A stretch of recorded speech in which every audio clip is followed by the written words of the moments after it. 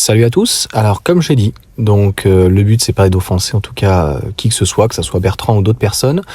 Voici ce que tu vas perdre concrètement si tu roules à 110. Donc tu fais 60 minutes divisé par 1,1 et tu as donc 54 minutes. Et si tu roules donc à 130, tu reprends 60 divisé par 1,3 et tu as 46. Donc tu perds plus de 8 minutes. Tout ça pour gagner un delta de 2 à 3 kWh au 100. 2, moi j'étais à 2, mais allez, on va être gentil, on va prendre 3. Donc on va prendre une moyenne de 90 kW entre un 10 à 80%.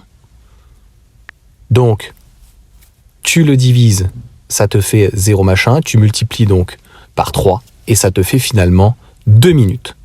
Donc tu vas passer 2 minutes à recharger 3 kWh, et de l'autre côté, tu vas passer un temps 8 minutes de plus sur 100 km.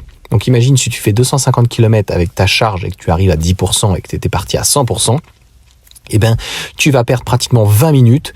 Et encore une fois, c'est quelque chose qui était extrêmement discutable parce que les charges qu'on a sur modèle 3 et modèle Y, notamment qui est chinois, va beaucoup moins vite que la berlinoise. La berlinoise, je pense qu'on est beaucoup plus près des 100, 110, 120 de moyenne, puisqu'elle a un super pic et un très bon palier pour le coup.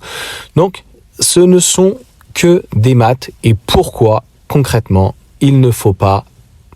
quel est l'intérêt en fait de rouler à 110 ? Sauf, je l'ai dit dans la vidéo, elle dure 4 minutes. Enfin, il suffit juste de l'écouter. C'est vrai que c'est très agréable de rouler à 110 parce que finalement, on se fait doubler. On n'a pas besoin en fait de changer de voie juste pour ça. Et en plus, moi, sur le coup, quand j'ai fait les 113 km, j'ai personne qui m'a fait une queue de poisson ou quoi. C'est la seule chose qui est agréable. Mais encore une fois, je tiens à rappeler que quand tu vois le prix des péages, notamment, par exemple, quand je vais en Vendée, je ne les prends plus, c'est 43 €. Alors là, j'en ai eu pour, je crois, 15 ou 17 €. Je n'ai pas pris le duplex.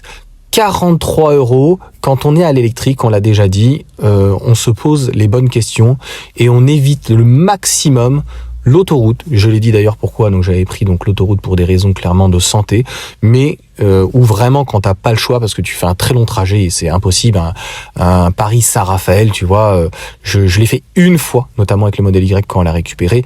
J'ai un peu d'expérience pour le coup de l'automobile.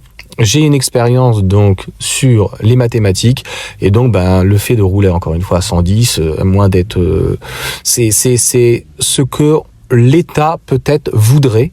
Et le jour en tout cas où l'autoroute passe à 110, il n'y a absolument plus aucun intérêt d'aller sur les autoroutes. Dis-moi ce que t'en penses, si le calcul il te convient ou pas.